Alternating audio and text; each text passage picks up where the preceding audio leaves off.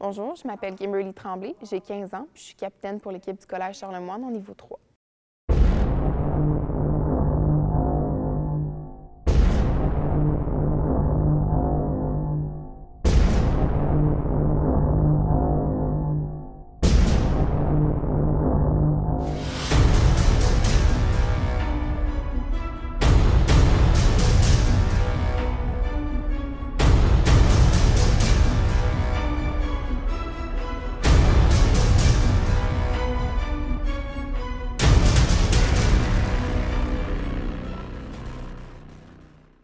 Bonjour, je suis Marie-Sophie Morin. Je suis responsable du secteur récréatif au Centre Coyote.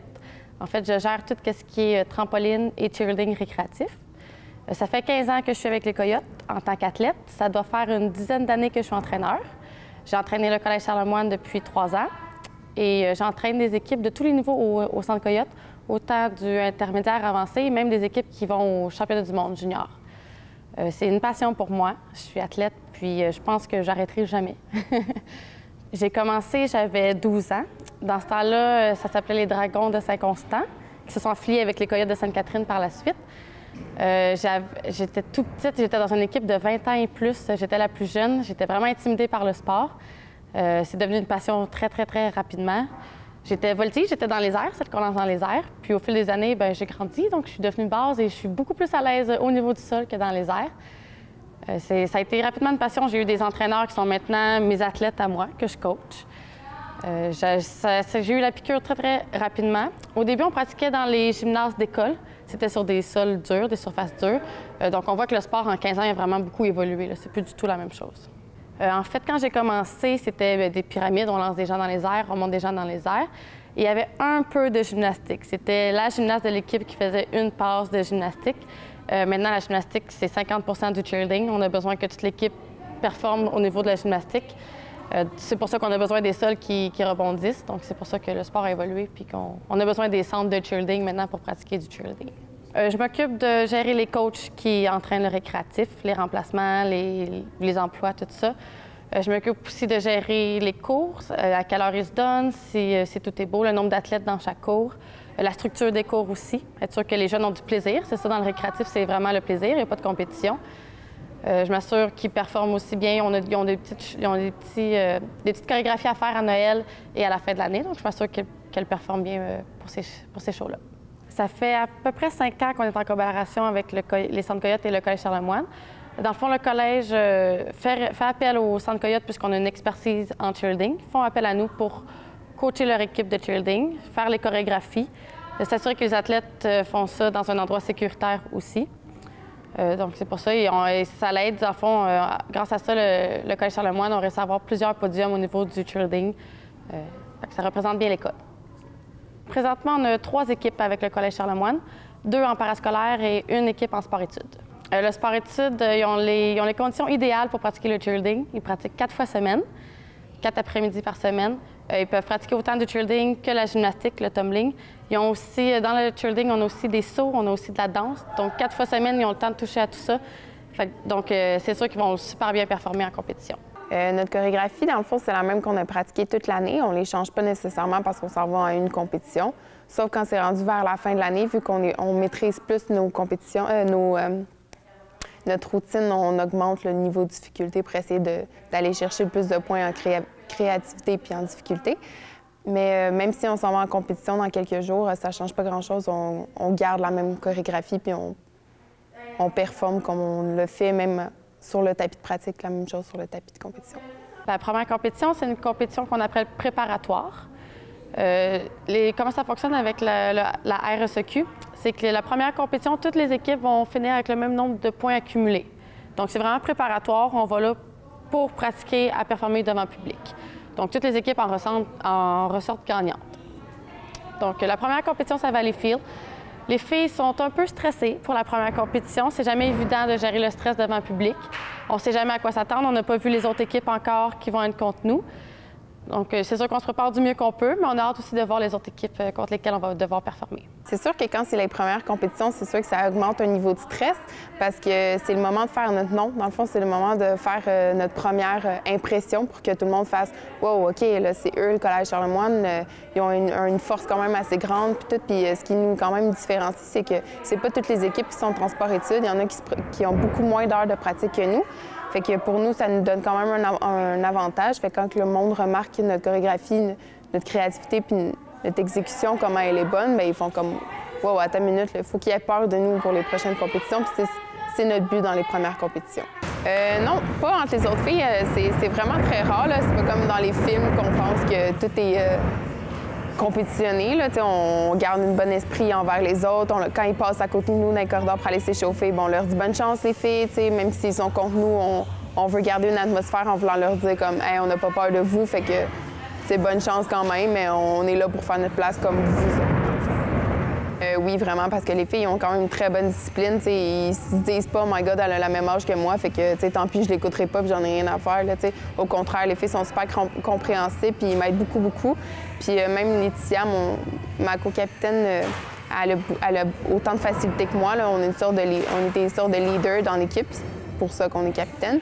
Puis ben, j'adore ça, fait que oui, mon équipe, c'est une fierté parce qu'on est une belle équipe. Non, exactement. Il faut penser à rien, juste faire le vide parce qu'on l'a tellement pratiqué que ça devient automatique de faire cette chorégraphie-là. Dans le fond, on n'a pas besoin de penser à aucun compte. On les connaît par cœur. On les a tellement pratiqués que ça devient automatique. Là, on fait ça sur un temps de mouvement, puis ça finit. Puis quand c'est fini, là, on pense à toutes nos erreurs qu'on a faites, à ce qu'on aurait pu faire de mieux. C'est vraiment quand la musique a fini qu'on fait comme « Wow! » Là, on pense à tout ce qu'on aurait dû penser durant notre performance, mais quand on est sur le tapis, on pense à rien. On dit que c'est amical parce que toutes les équipes vont finir avec le même nombre de points accumulés au niveau de la RSEQ. Par contre, il y a quand même un classement. Donc, on le sait si on a fini deuxième, troisième ou première. C'est quand même amical. On ramasse des points pour la compétition provinciale qu'à la fin de l'année. Et à la suite de ça, c'est là qu'on voit qui est l'équipe vainqueur de la province, celle qui a accumulé le plus de points au courant de l'année. Cette première compétition-là, tout le monde finissait avec 15 points, le même nombre de points. Donc, c'est pour ça qu'on appelle ça amical, mais ça reste une compétition parce qu'on sait qu'est-ce qu'on doit améliorer pour mieux performer dans les prochaines compétitions.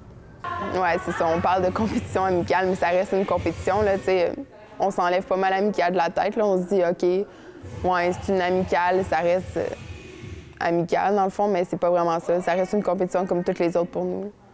1, 2, 3, 4, 5, 7, 8, 1, 2, 3, 5, 7, 8, 1, 2, 3, 5, 7, 1, 2, 3, 5, 7, 8, 1, 2, 3, 5, 7, 1, 2, 3, 5, 7, 1, 2, 3, 5 dans 7, 1, 3, 5 dans 7, 1, 3, 5, 7, 1, 3, 5, 7, yes! Thunder!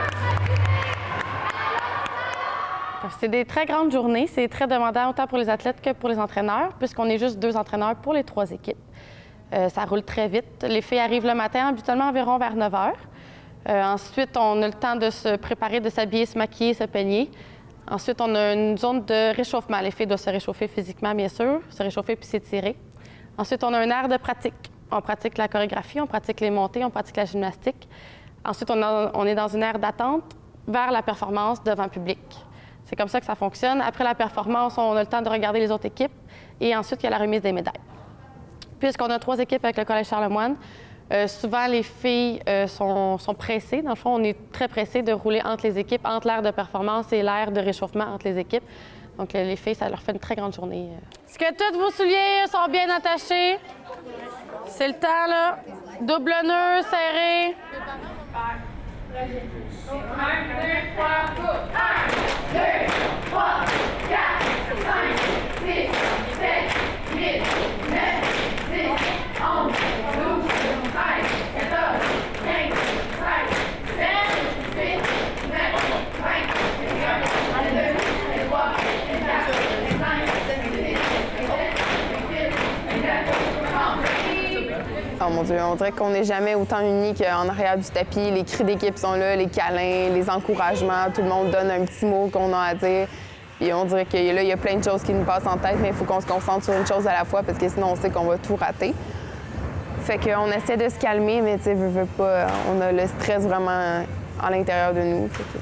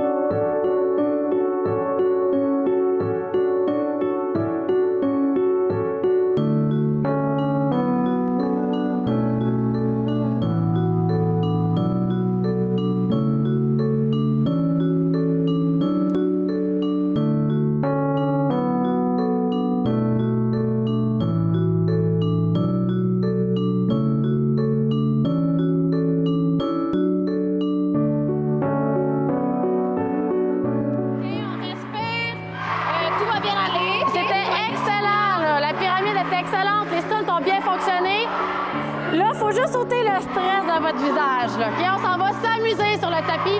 Il y a plein de monde qui sont là pour vous encourager. Vous allez sentir leur amour à travers leur encouragement. On s'amuse, on sourit, on fait du mieux qu'on peut. On la connaît, la routine. OK, c'est facile. Okay, c'est facile pour vous faire ça.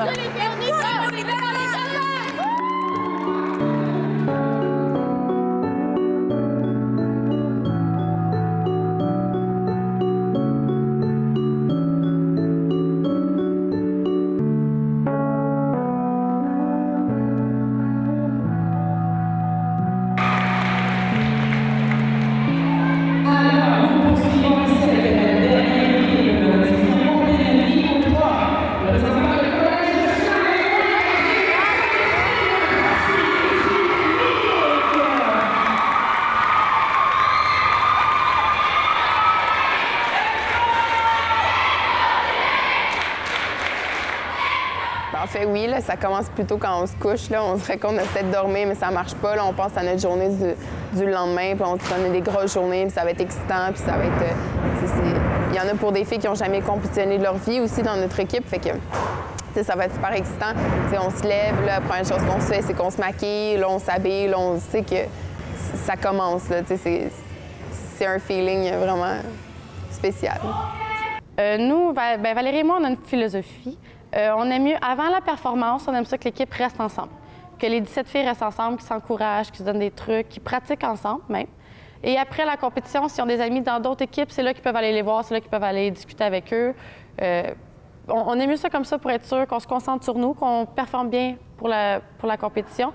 Puis après la compétition, on n'a plus de compétiteurs, c'est tous nos amis, puis on est là pour s'encourager.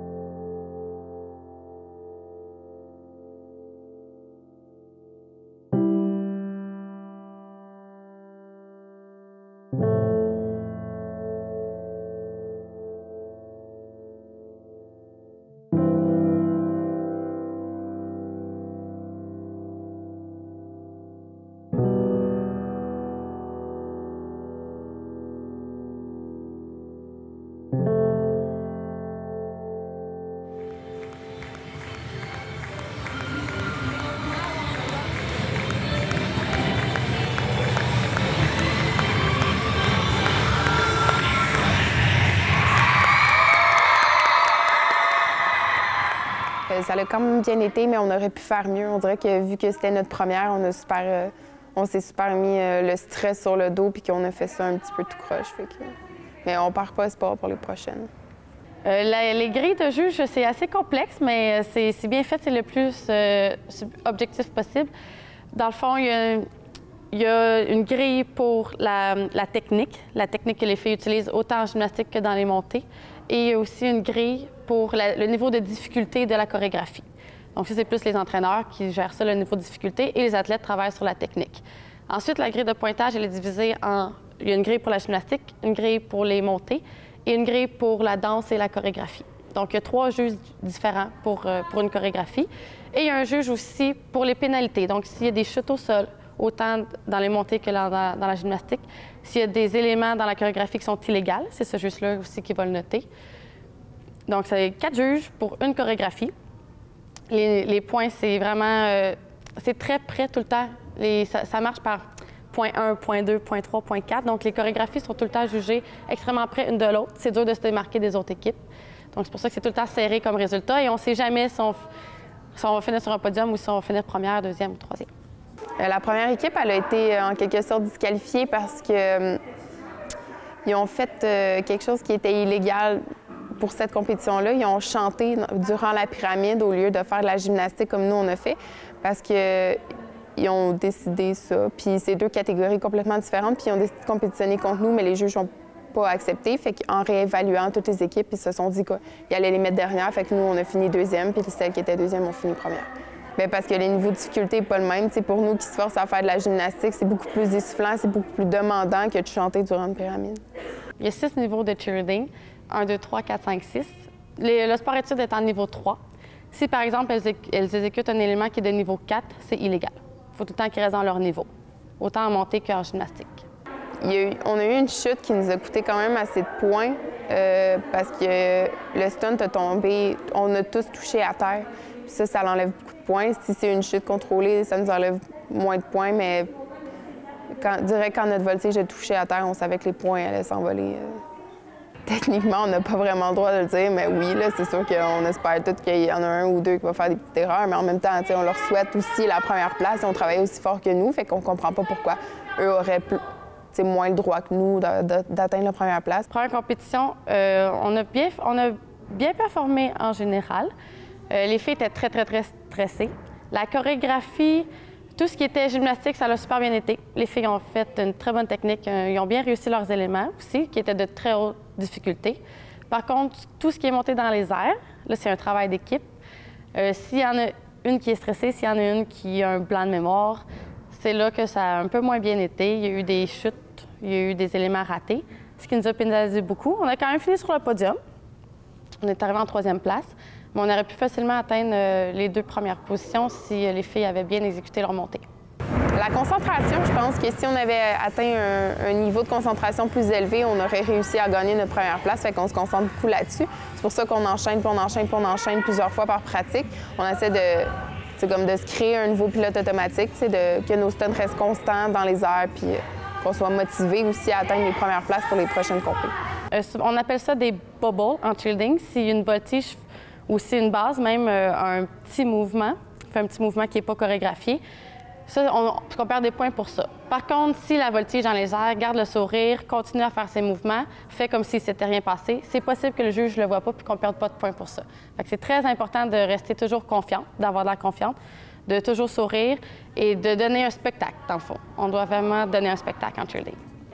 Oui, c'est sûr que c'est difficile de garder le sourire quand on fait une erreur parce que ça devient quand même frustrant. On se dit qu'en pratique, on l'a tout le temps, puis pourquoi là, au moment le plus important, on ne l'a pas? C'est dérangeant, là. C'est pas très agréable. Oui, surtout lors de la première compétition, les filles n'ont pas pratiqué beaucoup sur la musique. Donc, des fois, ils perdent les comptes au niveau de la musique. Ils ne savent plus sont rendus où. Donc, nous, en tant qu'entraîneurs, on compte fort pour les aider à retrouver l'endroit où ils sont rendus dans la chorégraphie. Lors de la première compétition, on se donne beaucoup en avant pour être sûr que les filles ne soient pas perdues, pour être sûr qu'ils nous regardent, pour être sûr qu'ils suivent le beat. C'est stressant comme première compétition. Pour certaines filles, c'est plus stressant devant le public, surtout s'il y a de la famille, des amis, des copains vraiment qui sont là, qui regardent. Souvent, c'est beaucoup plus stressant. Surtout dans une petite compétition comme Valleyfield, on voit le public qui est très près de nous. On peut voir les visages. Donc là, ça augmente le niveau de stress. Mais par contre, il y a d'autres filles qui performent beaucoup mieux sous la pression. Il y en a à qui ça l'aide puis qui vont mieux réussir sous la pression. Bien, c'est pas la première, c'est tout ce qu'on aurait espéré. Avoir la première, ça aurait fait vraiment une très bonne première impression. Comme je disais, c'était le moment de faire notre nom. On a fini deuxième, c'est quand même pas si pire. Puis, malgré tout, on a fait un bon show, fait que le monde a pu nous remarquer malgré nos erreurs, là, mais ils ont vu quand même la force qu'on avait à donner. On sait qu'on a perdu une place qu'on aurait pu gagner si on n'avait pas fait cette erreur-là. Ça enlève vraiment beaucoup de points, c'est quasiment irréparable.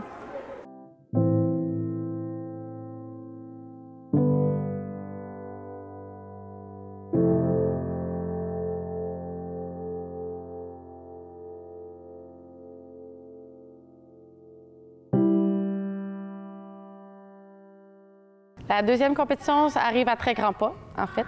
C'est 3 semaines après la première compétition. Les filles doivent se préparer encore plus fort. On doit travailler encore plus fort pour justement augmenter notre rang sur le podium. C'est encore une compétition qu'on dit amicale. Par contre, cette fois-ci, ce n'est pas toutes les équipes qui vont ressortir avec le même nombre de points. Il va y avoir des points différents attribués à la troisième, deuxième place et première place. La première place qui va gagner plus de points, bien sûr, que les autres en dessous d'elle. Donc, c'est là qu'on commence à accumuler des points pour le championnat provincial.